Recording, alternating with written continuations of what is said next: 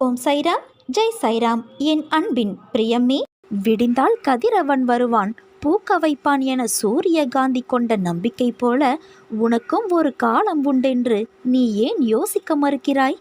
ஒன்றை மட்டும் மறக்காதே, முயலா ஜீவனை இயற்கையும் கால வெள்ளத்தில் அழித்துவிடும்.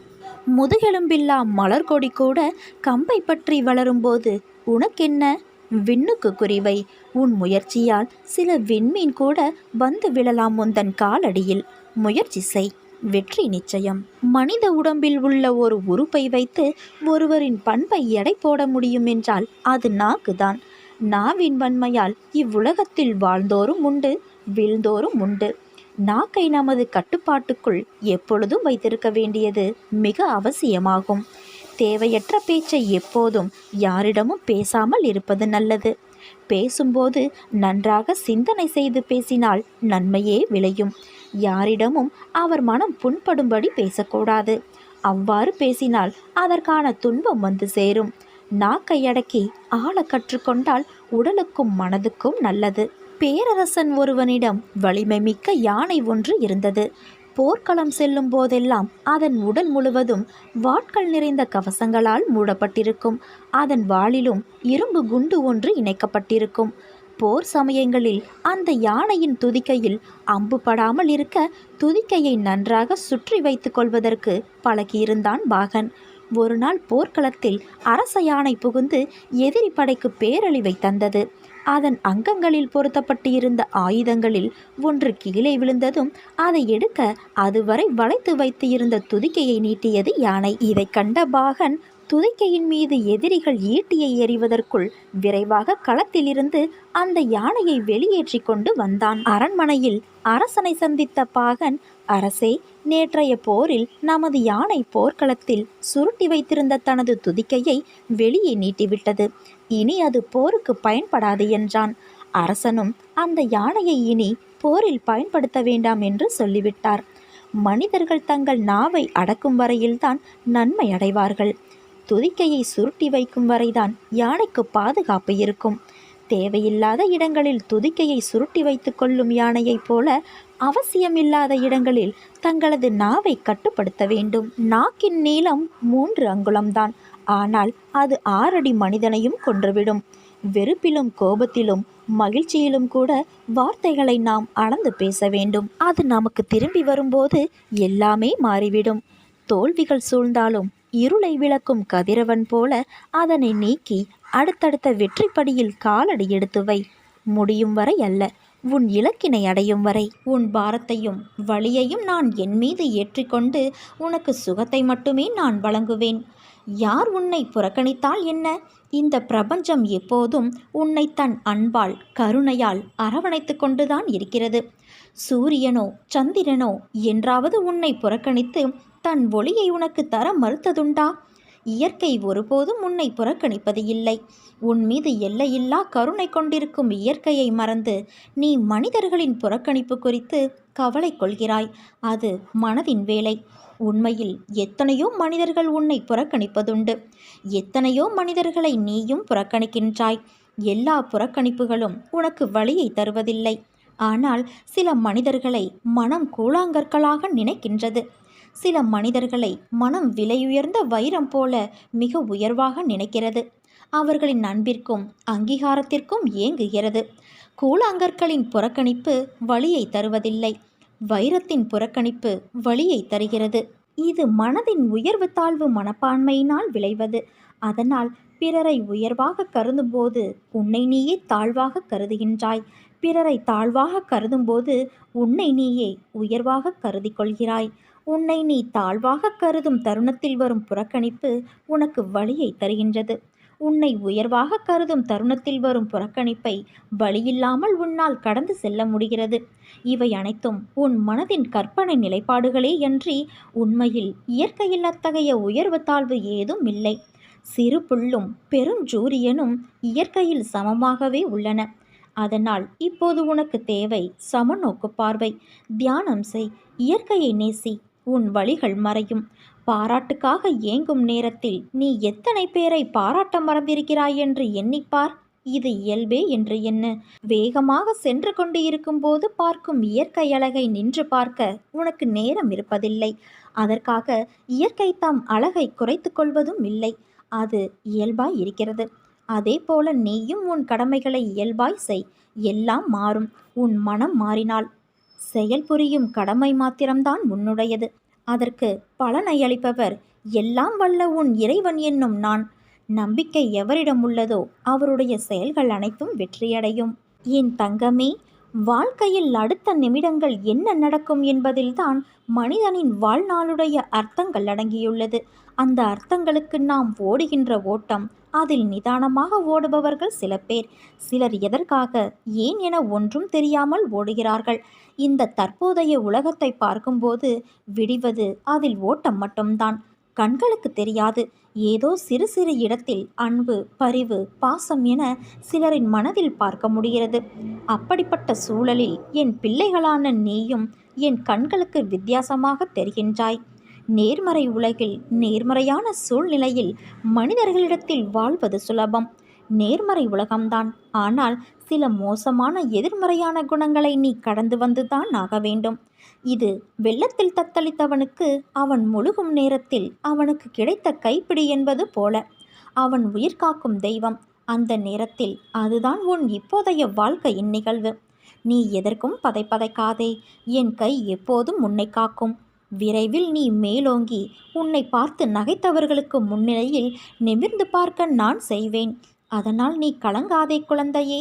உன்னில் நிச்சயம் வெற்றி என்ற தீபத்தை நான் ஏற்றுவேன். உன்னில் பார்க்கும் அனைத்துமாய் அகிலத்தின் ரூபமாய் உனக்கு நான் இருப்பேன். என் தங்கமே, எத்தனை கனவுகள் உன் வாழ்க்கையில். உன் கனவுகள் எல்லாவற்றையும் நான் அறிவேன். அதை தகுந்த நேரத்தில் உனக்கு நிஜமாய் அதை நினைவாக்கி கொடுப்பேன். உன்னை யார் முன்னிலையிலும் நான் தாழ்ந்து போகவிட மாட்டேன். உன்னை மிக விரைவில் வெற்றி கிரீடத்தால் அலங்கரிக்கப் போகிறேன் தங்கமே. அதற்கு நீ கொஞ்சம் பொறுமையாக இரு. அதற்கான வாய்ப்பையும் உனக்கு நான் ஏற்படுத்தி தரப்போகிறேன். வாய்ப்பை உன்னோடு நான் இருந்து அதை பயிற்றுவிக்கப் போகிறேன். உன் மனதில் ஓடும் அனைத்து எண்ணங்களையும் நான் அறிவேன். உன்னை பின்னுக்கு தள்ளும் அனைத்தையும் நான் துரத்தியடிப்பேன். உனக்குள் முன்னேற வேண்டும் என்ற எண்ணம் தீயாய் எறிவதை நான் உணர்கின்றேன். ஆனால் விதி என்னும் காற்று வீசுவதால் நெருப்பானது அங்குமிங்கும் மாடிக்கொண்டு இருக்கிறது. அது உனக்கு சில உலகியல் நடைமுறையை புரிய வைப்பதற்கு நான் போடும் ஒரு விளையாட்டு. அதில்தான் நீ இப்போது இருக்கிறாய் என் தங்கமே. அதை போராடி அழுகையும் துன்பமாய் வந்த போதிலும் அதில் நிலை பெற்று நீ உறுதி கொண்டாய். என்னிடம் என் குழந்தையாகவே ஆகிவிட்டாய். இருந்தாலும் மாயையும் விதியும் உன்னை ஆட்டுவிக்கும் போது நீ கலங்குவதை பார்த்து என் மனம் துடிக்கின்றது. உன்னை நான் கலங்க விடமாட்டேன். உன்னுள் எழும் முன்னேற வேண்டும் என்கின்ற எண்ணம் இப்போது காட்டுத்தீயாய் உருவெடுக்கும். அதை எதனாலும் அணைக்க முடியாது. ஏனென்றால் உனக்கு துணையாக உன் பக்கவாட்டில் நான் உனக்காகத்தான் அமர்ந்திருக்கின்றேன். உனக்கு ஒரு விஷயம் தாமதமாகிறது என்றால் அதை என்னுடைய அற்புதம் கொண்டு நானே உனக்கு நிறைவேற்றி தரப்போகிறேன் என்று அர்த்தம். அது உன் வாழ்க்கையில் நிரந்தரமானதாக அமையப்போகிறது. பொறுமையோடு காத்திரு. அதற்கான காலம் வெகு தொலைவில் இல்லை. உனக்கான நேரங்கள் தொலைவில் இல்லை குழந்தையே. அது உன்னை தேடி வந்து கொண்டு இருக்கிறது. பிள்ளைகளின் நலம் விரைவில் சீராகும். நான் கம்பீரமாக உன் மனதிலும் உன் இல்லத்திலும் அமர்ந்து கொண்டு இருக்கிறேன். ஏன், அது உனக்கு தெரியவில்லையா? நீ என்னை மனதில் நினைத்தாலே போதும். தினமும் என்னை பூஜித்தால்தான் நான் உன்னை நினைப்பேனா? இல்லை. யோசித்துப்பார். நீ இன்று இருப்பதை விட இதற்கு முன்பு பல வேதனைகள், மனக்கசப்புகள், உறவுகளோடு பூசல்கள், ஆசையாய் வாங்கியது கைவிட்டு போனது. நிம்மதியை இழந்தாய். தினசரி வாழ்க்கையை நடத்துவதற்கு நீ பட்ட கஷ்டங்கள் போதுமப்பா, இந்த வாழ்க்கையே போதும் என்று அழுது புலம்பினாய். அதையெல்லாம் மறந்து விட்டாயா? அனைத்தையும் நான் அறிவேன். அனைத்தும் நன்மைக்கே. இன்று எப்படி இருக்கிறாய்? தினமும் என்னை பூஜித்தாய். ஆனால் நான் உன்னிடத்தில் எப்படி வந்து சேர்ந்தேன் தெரியுமா? நீ என் பொக்கிஷம். நீங்கள் அனைவருமே என்னுடைய குழந்தைகள். என் அனுமதியின்றி எவரும் உங்களை தொட முடியாது. இனி நீ நினைத்த வாழ்க்கை உனக்கு கிடைக்கும். என் வாக்கு என்றுமே பொய்யாகாது. வலியின் ரண அலைகள் நம்முள் எழும்போது அவை மனதினை தொந்தரவுக்குள்ளாக்க மிஞ்சுபவை குழப்பங்களும் ஏமாற்றங்களும் தான். இது மனதுக்குள் இடம்பெற நாமே வழிவகுத்து தந்துவிடக்கூடாது. நீரில்லாமல் அலைகள் எழாது, விளக்கின்றி ஒளி வீசாது. அதே போல இப்படிப்பட்ட ரண அலைகள் உருவாக ஏற்பட ஏதாவது அடித்தளம் இருந்தாக வேண்டும். அதனை நாம் அமைத்து தந்துவிடக்கூடாது. வழி அலைகள் உள்ளே இயல நமக்குள்ளேயே உழலும் 6 எதிரிகள்தான் முக்கிய காரணம். காமம், குரோதம், லோபம், மோகம், மதம், மத்சரியம் என்னும் இந்த 6 எதிரிகள்தான் முக்கியமான காரணம். இவை மதியை மருள வைத்து மங்கச் செய்து ஆன்மாவின் நிஜஸ்வரூபத்தை மறைத்து நிஜமற்ற இந்த 6 மற்றவற்றை நிஜம் என பார்க்க செய்து விடுகிறது. பணக்காரர்கள் தங்க வளையல் போட்டுக்கொள்கிறார்கள். இதை பார்க்கும் ஏழையின் மனசு கனன்று பொறாமை முளைக்கின்றது. இந்த உன்மத்தமும் பின்வரும் நினைவினை திரித்து விடுகின்றது. எனக்கு அதுபோல வேண்டும், இப்படித்தான் எல்லா ரண அலைகளும் உருவாகின்றன. இந்த திருட்டு எண்ணங்கள் எந்த அளவுக்கு ஒருவனை கொண்டு போய் பாதாளத்தில் தள்ளிவிடும் என்பதை எப்படி உங்களுக்கு நான் விளக்குவேன்? மொத்தத்தில் உள்ளுக்குள்ளேயே விழித்து கொண்டு காத்திருக்கும் இந்த எதிரிகளை கசக்கி பிழிந்து நீங்கள் வெளியே எறிந்துவிட வேண்டும். இந்த 6 எதிரிகளை மட்டுப்படுத்தும் போது மனதினை குழப்பி மருள வைக்க வல்ல அலைகள் எழுவது தானாக காணாமல் போக துவங்கும். முழுவதுமாக இந்த எதிரிகள் அழிக்கப்பட்டு விட வேண்டும். இவற்றில் கொஞ்சமாக வேணும் மிச்சம் வைக்கப்பட்டால் அது மீண்டும் நாளாவட்டத்தில் நம் அவயங்களையெல்லாம் தன் உள்ளுக்கு இழுத்து கொண்டு நம்மை கலங்க வைத்து வென்றுவிடும். நீங்கள் இந்த 6 எதிரிகளையும் அடக்கவல்ல புத்தியை அடைய வேண்டும். அதே புத்தியை வைத்து மீண்டும் வளராதவாறு கண்காணித்து கொண்டே இருக்க வேண்டும். உன் பொறுமையை சோதிக்கும் அளவுக்கு சோதனைகள், நெருக்கடிகள் வந்தாலும் அந்த கடினமான நேரங்களை நீ அமைதியுடன் கடந்தாக வேண்டும். உனக்கு பக்கபலமாய் நான் இருக்கிறேன் என்பதை நீ என்றும் மறவக்கூடாது. உன் மனம் எப்போதும் இறந்த காலம், எதிர்காலம் பற்றியே சிந்தித்து கொண்டு இருக்கிறது. அதனால்தான் உன்னால் நிகழ்காலத்தில் நிம்மதியாக வாழ முடியவில்லை. வாழ்க்கை என்பதே இந்த நொடியில் நீ செய்திடும் செயலை பொறுத்து உள்ளது. நீ உன் வாழ்வில் சகல வளங்களையும் பெற்று சீரும் சிறப்புமாய் வாழ வேண்டுமானால் சிலவற்றை நீ பின்பற்ற வேண்டும். உனக்கு தெரியாத ஒன்றை பற்றி எனக்கு தெரியும் என்று மற்றவரிடம் காட்டிக்கொள்ளாதே. அதை கடைசி வரை தெரிந்து கொள்ளாமல் இருப்பதும் மிகப்பெரிய முட்டாள்தனம். சூழ்நிலையை உருவாக்க சமாளிக்க தெரிந்து கொள். ஏனென்றால் எந்த சூழ்நிலையாயினும் அதை கையாள தெரியவில்லை என்றால் உன்னால் தோல்விகளை தவிர்க்க முடியாது. உன் வெற்றிக்கு நீ மட்டுமே காரணம். ஆனால் அதே தோல்வியுற்றால் அதற்கு பிறரையும் மற்ற சூழ்நிலைகளையும் காரணம் காட்டுவது மிகப்பெரிய தவறு. வாழ்க்கையில் நிம்மதி, மகிழ்ச்சி உனக்கு வேண்டுமெனில் வாழ்க்கையில் உதவிய அனைவருக்கும் அன்பையும் நன்றியையும் வெளிப்படுத்து. இந்த மனநிலை உனக்கு நிம்மதியை அள்ளித்தரும். கடின உழைப்பு, அர்ப்பணிப்பு, சூழ்நிலைகளை அணுகும் முறைகள், விடாமுயற்சி, பொறுமை, கடைசி வரை போராடும் தன்னம்பிக்கை இவையெல்லாம் உன் வெற்றி காணப்படிகள். என் வார்த்தைகள் மீது நம்பிக்கை வைத்து செயல்படு. நல்லதே நடக்கும்.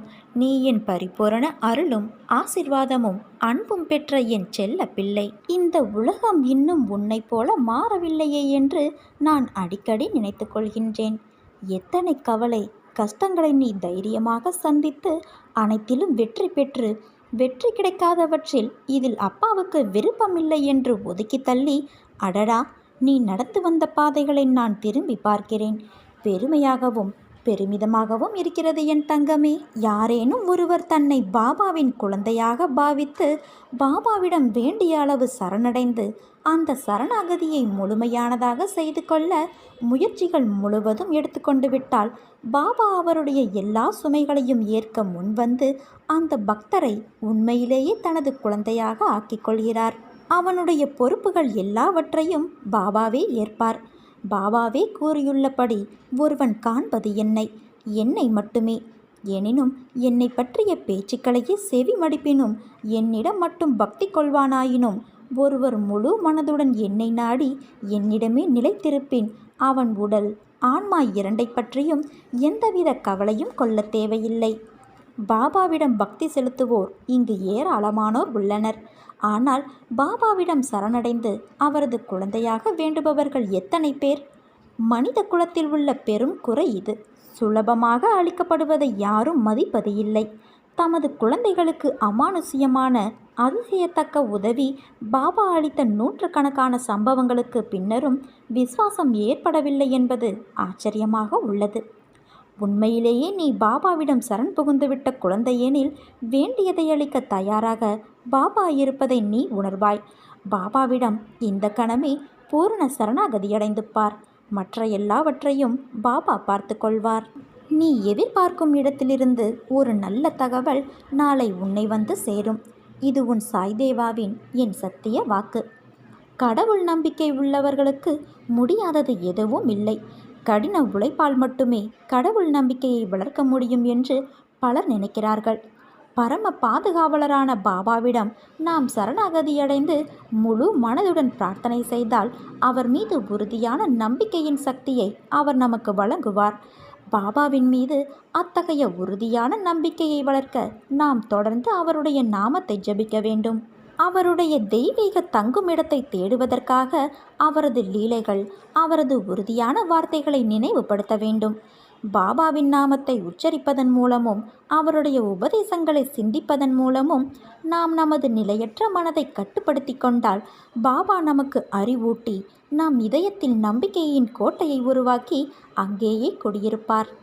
பாபா மீதான நம்பிக்கையை எவ்வாறு வளர்க்க வேண்டும் என்று நாம் கவலைப்பட வேண்டியது இல்லை. பாபா தனது தீவிர பக்தர்களுக்கு நேர்மையான நடத்தை, நல் சிந்தனையுடன் தம்மை நோக்கி வருவதற்கான விருப்பத்தையும் அருளுகிறார். பாபா பிரபஞ்சத்தின் உயரிய குரு. அவரே நம் பாவங்களை நீக்கி நம்மை உண்மையின் தூய வடிவமாக மாற்றி பிறப்பு இறப்பு சுழற்சியில் சிக்காமல் நம்மை காப்பாற்றுவார். நாம் அவரிடம் மனப்பூர்வமாக நம்மை அர்ப்பணித்து நமது பெரும்பாலான நேரத்தை அவருடைய சேவைக்காக அர்ப்பணிக்க வேண்டும். நமது ஒவ்வொரு எண்ணத்தையும் பாபாவிடம் ஒப்படைக்க வேண்டும். பாபாவின் அருளால் துளிர்விட்ட பக்தி நம்பிக்கை என்ற முழு மலர்ச்சியாக மாறும். பாபா மீதான நமது அன்பு ஆழமாகும் போது அவர் நம்மை மகிழ்ச்சியின் புகலிடத்திற்கு பாதுகாப்பாக அழைத்து செல்வார். அவர் மீதான நமது நம்பிக்கையை வலுப்படுத்துவார். பாபாவிடம் ஒரு உருக்கமான பிரார்த்தனை அவரது இதயத்தை எப்போதும் நம்முடன் இருக்கும்படி தூண்டும். நாம் நம்பிக்கையோடு இருந்தால் நல்லதே நடக்கும்.